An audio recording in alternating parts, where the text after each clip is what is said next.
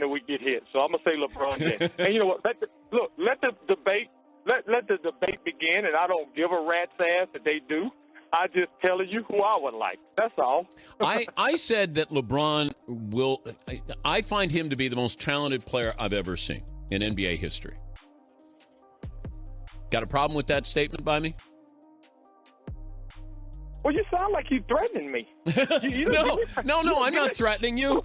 I'm A two-time MVP went on national TV and straight up tore into LeBron James, and he did it using cold, undeniable facts that nobody from LeBron's side can clap back at. The wildest part, the entire sports media machine is acting like it never even happened, like it just vanished overnight. Karl Malone looked right into the camera and said what millions of fans have been thinking for years. One of the greatest power forwards ever didn't dance around it, didn't soften it. He went straight for LeBron's legacy. What he revealed cut deep and hit hard. So hard it might have finally slammed the door on the GOAT debate for good. Everything. Ron, you saw them both I in did. I person? saw him in person.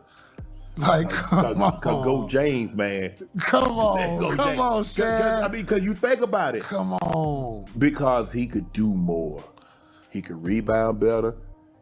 So what do we better. go off of, dude? Because this is the argument that I have today. Like, you know, like better player is one thing. Yes. Like, is he just like, let's take away all the accolades? Yes. After hearing everything Karl laid out, it makes total sense why LeBron hasn't answered with a single word. Back in January 2025, this interview was supposed to be routine and harmless. Karl Malone sat down with a major sports network, and the producers likely expected light basketball talk, some stories from the old days, and a few safe takes about today's league. Nothing viral, nothing explosive, nothing that would send fans spiraling in the comments. But then, the host made one move that flipped everything upside down when he asked the question every legend eventually gets. Where does LeBron James rank all time? And is he really the greatest ever? Usually these moments are boring and predictable. Legends play it safe, give the clean answer that offends nobody. He's in the conversation, or you can't compare eras. They know the game, because going at LeBron publicly means dealing with his fan army nonstop on social media for weeks. Most former players don't want that kind of headache, so they smile, dodge the question, and keep it moving like nothing happened. See it.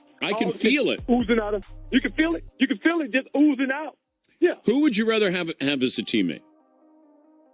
Jordan or LeBron? You got a man. Hold on. Do you have a man crush on Michael Jordan today? What's the deal here?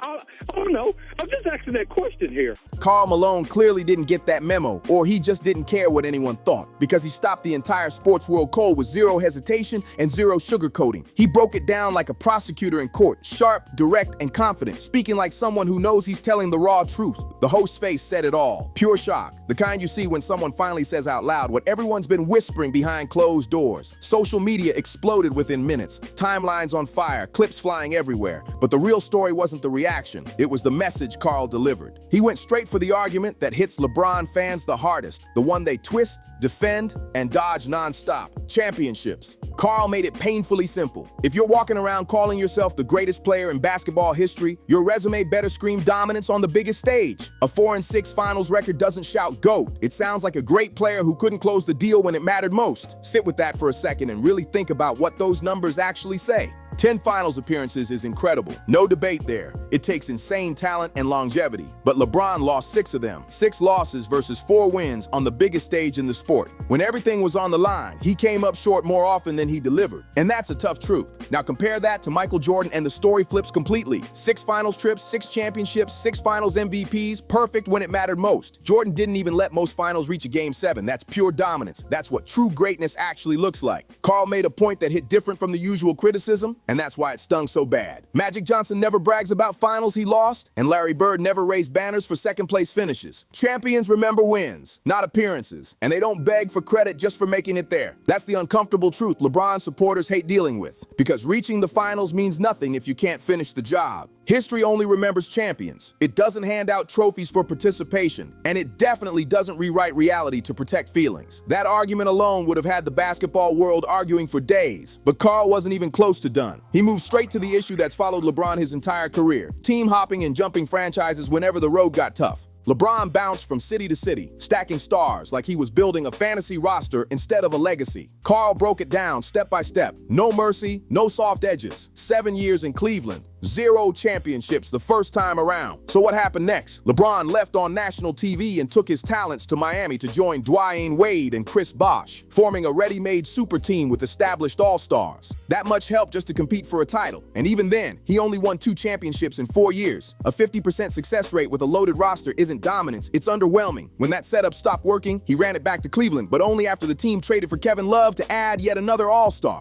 1 title came out of that reunion, then he bounced again, this time to Los Angeles, where Anthony Davis was already waiting. And that's where the contrast becomes brutal. Michael Jordan stayed in Chicago through his prime and never ran to Detroit to team up with Isaiah Thomas. That's the difference Karl wanted everyone to see. He didn't demand trades to go play with Magic Johnson or Larry Bird because he beat those guys head to head. Instead, Michael Jordan built the Chicago Bulls into a dynasty from scratch and turned Scottie Pippen from an overlooked draft pick into a Hall of Famer. That's what real greatness looks like. You lift the people around you instead of shopping for help. When things got tough, Karl made a distinction that cut straight to the bone. There's a difference between being great and being the greatest. LeBron is absolutely a great player, no debate, one of the best to ever touch a basketball. But the greatest takes more than talent. It takes loyalty, patience, and building something instead of chasing the easiest path. And by that standard, Karl made it clear LeBron comes up short. That's when he really turned the pressure up by bringing up something stats can't explain. Something only players at the highest level truly understand. Clutch moments. Those seconds when the game is tied, the arena is silent, and everybody knows exactly who's supposed to take the shot. Karl broke it down clean. Michael Jordan wanted that shot every time, and Kobe Bryant demanded the ball. Those guys lived for pressure. They didn't avoid the moment, they chased it. Their eyes lit up when everything was on the line, and that killer instinct separated them from everyone else. Then Karl asked the question that made everyone uncomfortable. How many times have we watched LeBron pass up the final shot? How often has he kicked it out to a role player in crunch time to avoid the blame if it didn't fall? It happens more than people want to admit. And that's where it gets even uglier, because Karl brought up the one series LeBron can never escape, no matter how hard his supporters try to bury it. And that brings it to the 2011 Finals against Dallas. This was supposed to be 2011 NBA Finals, LeBron's coronation in year 1 with Miami, alongside Dwyane Wade and Chris Bosh. They were heavy favorites against an aging Dallas Mavericks squad led by Dirk Nowitzki, and nobody saw what came next. LeBron vanished and averaged under 18 points per game, stunning the entire basketball world. In those fourth quarters, the moments when superstars are supposed to take over, LeBron wasn't there. He deferred, hesitated, faded into the background, and looked like someone who didn't want the moment. Dallas closed the series in 6 games while fans watched in disbelief as the self-proclaimed king got outplayed on the biggest stage. Karl called it exactly what it was, a collapse when everything mattered most. That's not GOAT behavior, that's the opposite of it. No stat sheet or regular season highlight reel can erase what happened in that series, no matter how hard people try. What made it even more interesting was what came next: total silence. Anyone who follows basketball knows LeBron James is one of the loudest stars on social media. He tweets about politics, social issues, late-night thoughts, movie picks, and Taco Tuesday, like clockwork. He's never been shy about clapping back or defending his legacy when critics come knocking. But after Karl's interview dropped, there was nothing. No response, no subtweets, no cryptic posts. Nothing from his agent, nothing from his media allies who usually rush in for damage control. For once, everyone around LeBron chose the same move: pretend it never happened. Maybe they hoped it would blow over. Maybe they thought ignoring it would make people forget. But here's the problem: the internet never forgets, and basketball fans remember everything. The longer LeBron stays quiet, the more people wonder if Karl hit a nerve that can't be defended. Other former players have started weighing in too, just not as boldly as Karl, because most of them are still playing it safe. If you really pay attention, you can see what people actually think, even when they don't say it out loud. A few legends have been quietly liking tweets that question LeBron's GOAT status. Others have dropped comments about championship DNA and what it truly takes to be a real winner, never naming names. But the message is loud and clear if you know how to read between the lines.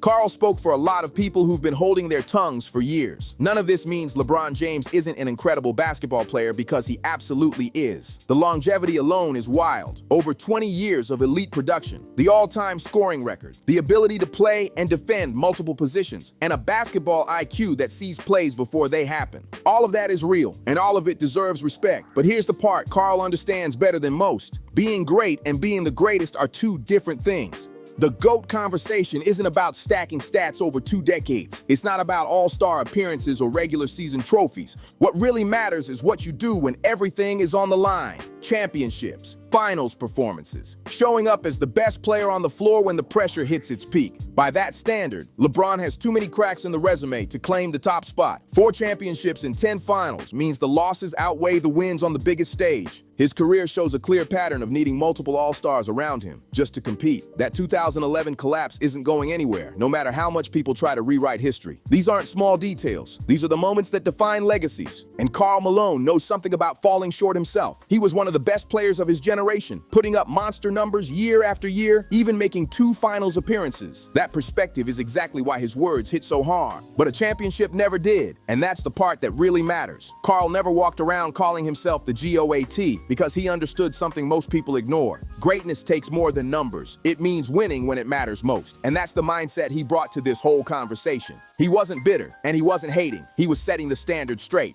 Karl was simply being honest about what the bar actually is. The GOAT debate has always pointed to Michael Jordan for a reason. 6 championships and 6 finals MVPs every time, never folded on the biggest stage, and never had to join forces with other superstars to get it done. One city, one franchise, one dynasty. That's the benchmark. That's what greatness at the highest level really looks like. Can LeBron James be top 5? Absolutely. Top 3? You can argue it. But the GOAT? Karl reminded everyone why that conversation was never as close as people try to make it sound. And this debate isn't dying anytime soon. Karl cracked the door wide open by saying publicly what so many former players have only said behind closed doors. Now that someone with his credibility spoke up, others might finally feel bold enough to be honest too. LeBron's legacy is finally getting the real examination it deserves. Not the media-approved version, not the polished narrative pushed by supporters, but the unfiltered truth backed by facts anyone can check for themselves. Karl Malone did what legends do. He told the truth and didn't care about the fallout. The mailman delivered a message basketball fans needed to hear. And whether you agree or not, you have to respect someone who speaks their mind instead of hiding behind safe, diplomatic answers. If you made it this far, you already know this channel isn't here to protect feelings. We talk real basketball, honest basketball, and real breakdowns without worrying about who gets uncomfortable. If that's what you want, hit subscribe and turn on notifications so you don't miss what's next. Drop a like if Karl made some real points and leave a comment below. If you still believe LeBron James is the GOAT, say it loud. And let's keep this debate alive, because this topic is way too big to let the media brush it under the rug.